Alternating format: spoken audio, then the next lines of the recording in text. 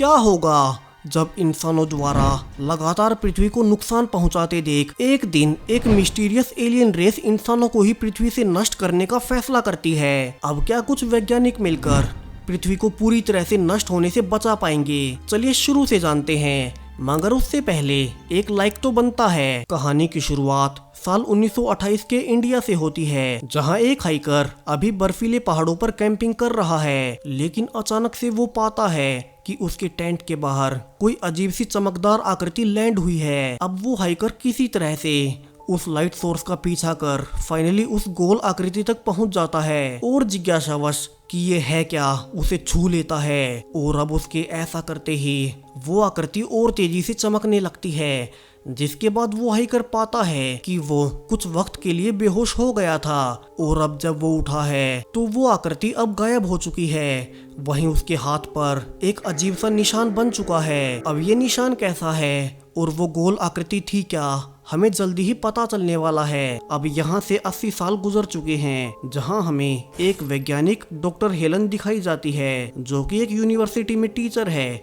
और अभी वो पृथ्वी के बाहर के जीवन होने को लेकर रिसर्च कर रही है। अब हेलन के परिवार में सिर्फ उसका एक सौतेला बेटा जेकब है, जहाँ जेकब कभी भी हेलन से अच्छे से बात नहीं करता और हमेशा अपने पिता को याद करता रहता है, जो कि अब इस दुनिया में नहीं है। अब यहाँ तक तो हेलन के लिए सब कुछ नॉर्मल था, लेकिन अब एक रात अचानक से वो पाती है कि FBI की पूरी ही टीम उसे किसी सीक्रेट मिशन के लिए लेने आई है। अब हेलन हैरान थी कि अचानक से ऐसा क्या हुआ है, जो कि गवर्नमेंट को उसकी जरूरत है, मगर FBI को सिर्फ हेलन को लाने के ऑर्डर्स मिले थे। सुनना चाहते हुए भी अब हेलन अपने बेटे जेकब को एक नेबर के पास छोड़कर FBI के साथ जाने लगती है, जहां वो हैरान परेशान सोचे जा रही थी कि ऐसा क्या हुआ होगा। वहीं आगे जाकर उसकी हैरानी तब और बढ़ जाती है जब वो पाती है कि सिर्फ वही नहीं, उसके अलावा भी बहुत सारे वैज्ञानिकों को FBI द्वारा लाया गया है और वे अब उन सबको किसी इमरजेंसी के लिए जेट के द्वारा लेकर जा रहे हैं। यहाँ हेलन के जैसे ही बाकी वैज्ञानिक भी अभी कुछ नहीं जानते कि उनके आसपास क्या हो रहा है और वे कहाँ जा रहे हैं। अब यहाँ से सभी वैज्ञानिकों को जेट द्वारा फ्लाई करके एक सीक्रेट मिलिट्री एकेडमी में लाकर एक हॉल में इकट्ठा किया जाता है, जहाँ दुनिया भर के सबसे बड़े बड़े वैज्ञानिक पहले से आए हुए थे। अब यहाँ से डॉक्टर माइकल सबको जल्दी से उन्हें यहाँ लाने का कारण बताने लगते हैं और यहाँ से रिवील होता है कि दरअसल कुछ ही वक्त पहले नासा को पता चला कि हमारे सोलर सिस्टम के बाहर से एक बड़ा ही अजीब सा एलियन ऑब्जेक्ट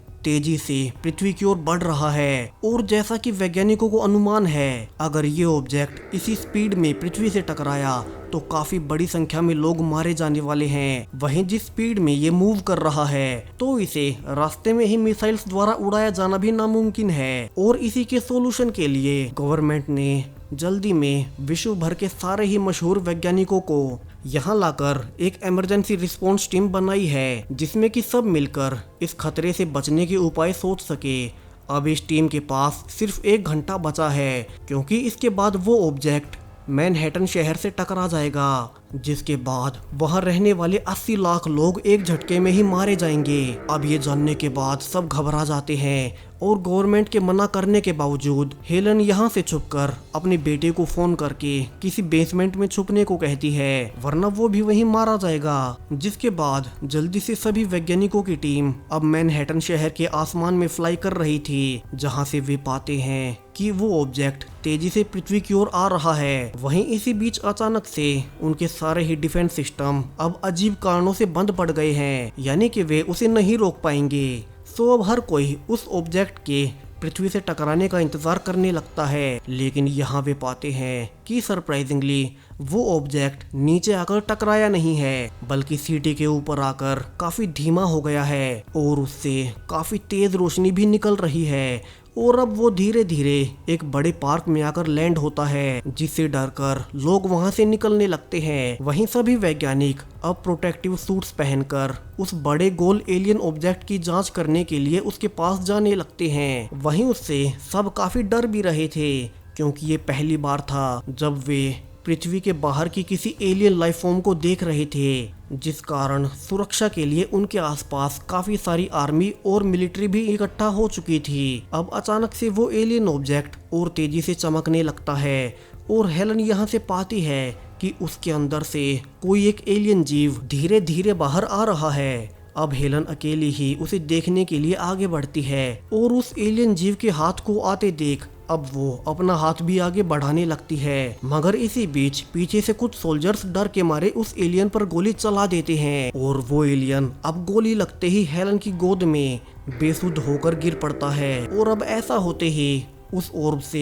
एक बहुत बड़ा विशालकाय जीव निकलता है और वो तेजी से अल्ट्रासोनिक साउंड वेव्स भेजने लगता है, जिससे कि अब वहाँ आसपास मौजूद सारे ही लोग बुरी तरह से तड़पने लगते हैं। अब यहाँ से वो बड़ा जीव और कुछ भी कर पाता उसके पहले ही वो एलियन जो कि गोली से घायल था खुद ही उसे रुकने को कहता है और अब उसका इशारा मिलते ही वो बड़ा एलियन रोबोट वहीं रुक जाता है और खुद को डिसेबल कर लेता है। अब यहाँ से जल्दी से घायल एलियन को मिलिट्री हॉस्पिटल में लाया जाता है। हालांकि यहाँ डॉक्टर्स को भी कुछ समझ नहीं आ रहा था कि वे इस एलियन जीव को कैसे ट्रीट करें, क्योंकि अब तक तो उन्हें इस जीव की बायोलॉजी भी नहीं पता है। तो वे फैसला करते हैं कि पहले वे किसी तरह से उस गोली को निकालेंगे और फिर उसके बाद आगे का सोचेंगे।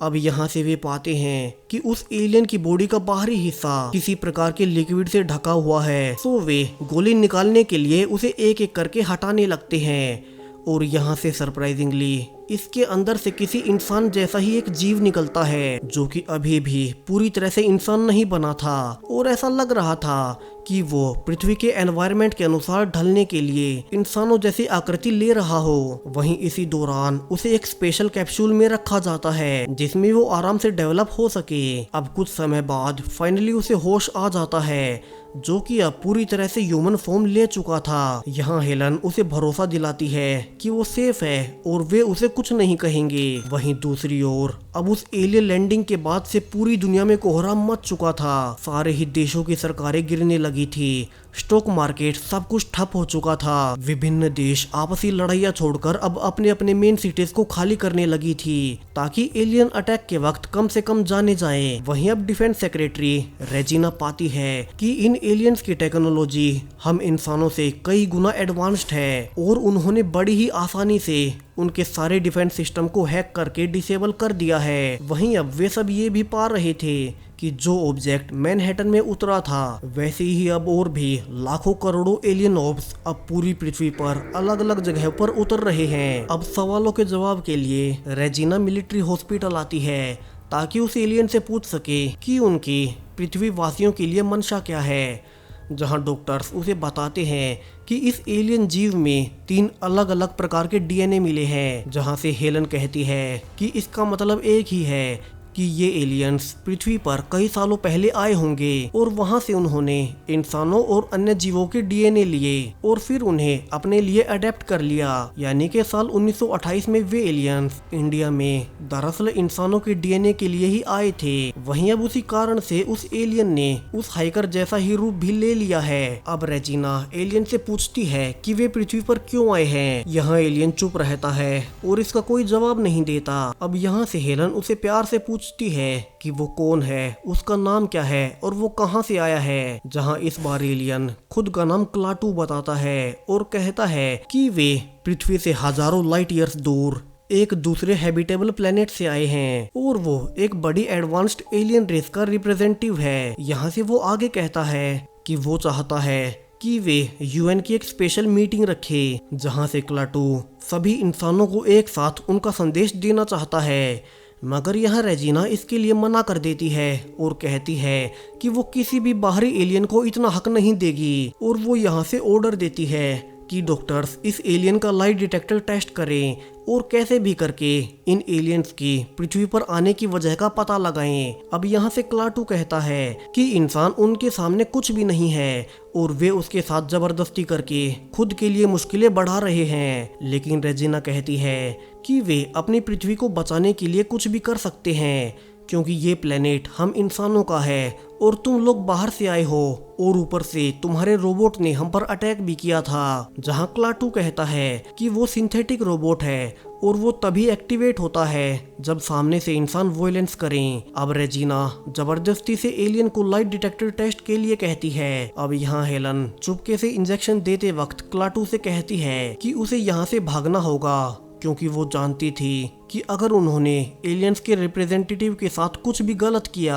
तो वे एलियन रेस इंसानों के साथ कुछ भी कर सकते हैं। अब यहाँ से जैसे ही क्लाटू को लाइट डिटेक्टर रूम में लाया जाता है तो वो अपनी पावर्स के इस्तेमाल से सारे ही इलेक्ट्रॉनिक आइटम्स में मेल फंक्शन कर देता है और वहाँ मौजूद डॉक्टर और बाहर मौजूद सारे ही गार्ड्स को बिजली के शॉक देकर वहाँ से भाग निकलता है। जहाँ से भागते हुए वो एक रेलवे स्टेशन पर पहुँचता है जहाँ अब हर तरफ अफरा तफरी मची हुई है और लोग यहाँ से निकलकर भाग रहे हैं, जिस दौरान वे आपस में भी लड़ रहे थे।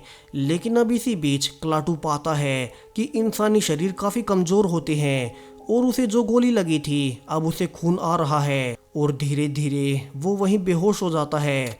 अब यहाँ से हेलन के पास फोन आता है कि उसका कोई एक पेशेंट रेलवे स्टेशन पर बेहोश मिला है। यहाँ हेलन समझ जाती है कि ये वही एलियन क्लाटू है, तो वो जल्दी से उसे लेने जाती है और यहाँ वो क्लाटू को अपने बेटे जेकब से मिलवाती है।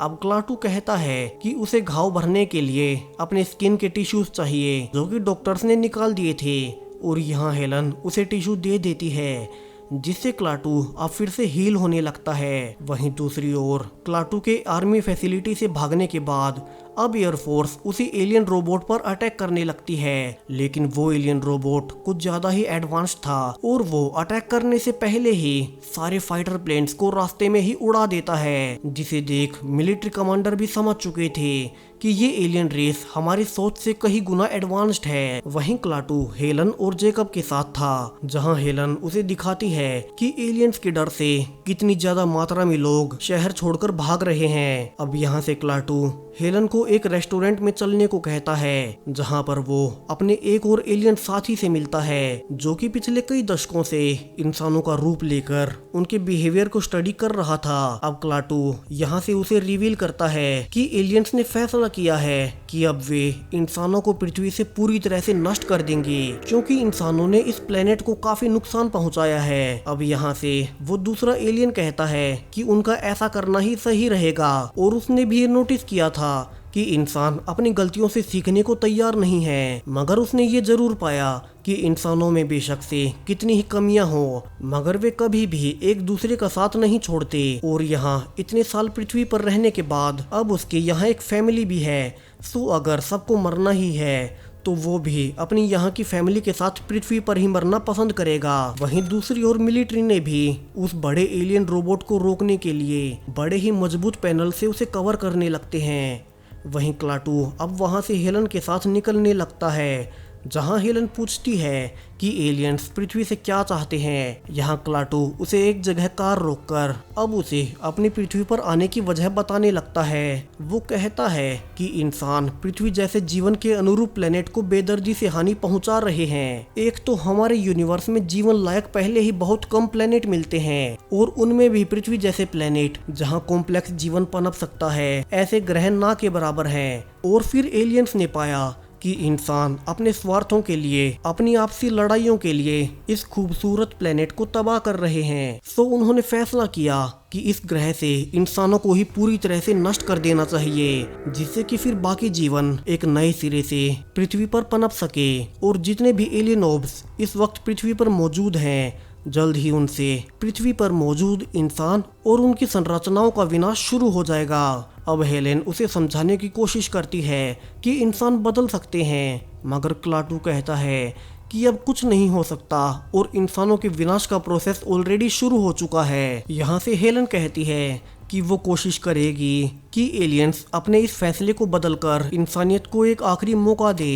वहीं दूसरी ओर मिलिट्री बेस में उन एलियन ओब्स को नष्ट करने की कोशिश जारी थी, मगर इंसानी हथियारों का उन पर कोई असर नहीं हो रहा था। वहीं बाहर अब हर तरफ लोग लूट मचा रहे थे, क्योंकि हर कोई खुद के सर्वाइवल की ही सोच रहा था। वहीं हेलन क्लाटू को एक बड़े साइंटिस्ट के पास ले जाती है, जहां क्लाटू पहले उसकी फॉर्मूला को कंप्लीट करता है, जिसे कि वो साइंटिस्ट पिछले कई सालों से पूरा नहीं कर पा रहा था। यहाँ क्लाटू उसे कहता है कि प्रकृति का यही नियम है कि अगर कीड़े फसल को खराब करें तो उन्हें मार डालना ही सही होता है। मगर वो बूढ़ा वैज्ञानिक कहता है कि ऐसा नहीं है, इंसान अभी भी बदल सकते हैं, क्योंकि उन्होंने ऑलरेडी देख लिया है कि वे यूनिवर्स की बड़ी ताकतों के सामने कुछ भी नहीं है। सो आगे से वे खुद के विनाश के डर में कोई गलती नहीं करेंगे। अब यहाँ से क्लाटू सोचने लगता है कि क्या सच में इंसान नष्ट होने के डर से सुधर सकते हैं। मगर अभी वे पाते हैं कि मिलिट्री ने उन्हें ढूंढ लिया है, तो तीनों वहाँ से भागने की कोशिश करते हैं। मगर इसी बीच कुछ सोल्जर्स हेलन को पकड़कर वहाँ से ले जाते हैं। वहीं अब वे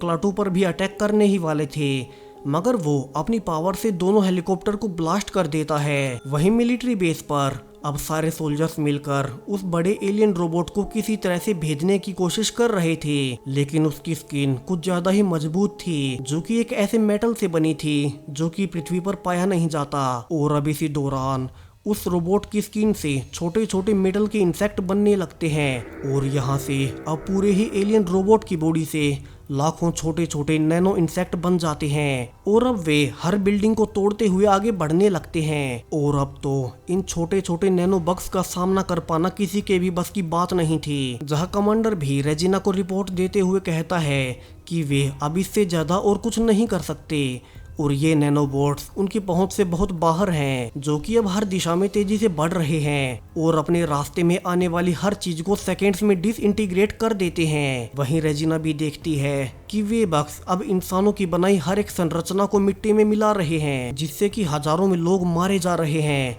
सो वो अब हेलेन को छोड़ देती है और कहती है कि वो किसी तरह से क्लाटू को समझाए कि वे इंसानों को एक और मौका दें। अब यहाँ से हेलन जल्दी से अपने बेटे जेकब से बात कर उनके पास पहुँचती है और क्लाटू से एक आखिरी सौदा करती है कि अगर एलियंस को इंसानों को सबक सिखाना है तो वे उनकी सारी टेक्नोलॉजी उनसे छीन सकते हैं, जिससे कि इंसान पृथ्वी को और नुकसान ना पहुंचा पाए। मगर उन्हें इंसानों को पूरी तरह से नष्ट नहीं करना चाहिए। अब ये सुनने के बाद फाइनली क्लाटू इसके लिए मान जाता है कि उन्हें एक पूरी प्रजाति को उन्हीं के प्लेनेट से नष्ट नहीं करना चाहिए। सो अब वो हेलन और जेकब के साथ इस तबाही को रोकने के लिए अपने उसी ओर्ब के पास जाने लगता है, जहां उनके आसपास अब हर तरफ तबाही फैल रही थी। अब क्लाटू दोनों को एक पूल के नीचे छुपाकर उनसे कहता है कि वो इंसानों को एक आखिरी मौका दे रहा है, तो यहाँ से इंसानों को सुधरना होगा। और यहाँ से वो अब भागते हुए किसी तरह से ओर्ब तक पहुँच जाता है और फाइनली अपने ओर्ब से सारे ही नैनो बग्स को डीएक्टिवेट कर देता है, जिससे कि सारी तबाही वहीं रुक जाती है। मगर अब इसी के साथ एलियंस ने अपने सौदे के अनुसार इंसानों की सारी टेक्नोलॉजी को हमेशा के लिए बंद कर दिया था, यानी कि अब इंसान कंप्यूटर्स, कार्स और इलेक्ट्रॉनिक आइटम्स इनमें से किसी भी चीज का इस्तेमाल नहीं कर पाएंगे। जहां करोड़ों लोगों को अब आर्टिफिशियल लाइट के बजाय नेचुरल लाइट में जीने की आदत डालनी होगी। दुनिया भर के एटॉमिक हथियार सब वेस्ट हो चुके हैं, मगर कम से कम अब लोग जिंदा तो रहेंगे। और इसी डार्क एंडिंग के साथ ये कहानी यहीं खत्म हो जाती है। अब बिना किसी टेक्नोलॉजी के पूरी दुनिया कैसी होगी, और अगर अचानक से आपको इसी दुनिया में रहना पड़ जाए तो हमारा जीवन कितना बदल जाएगा। अपने अपने विचार कमेंट बॉक्स में जरूर से बताएं। वीडियो पूरा देखने के लिए धन्यवाद। बाय।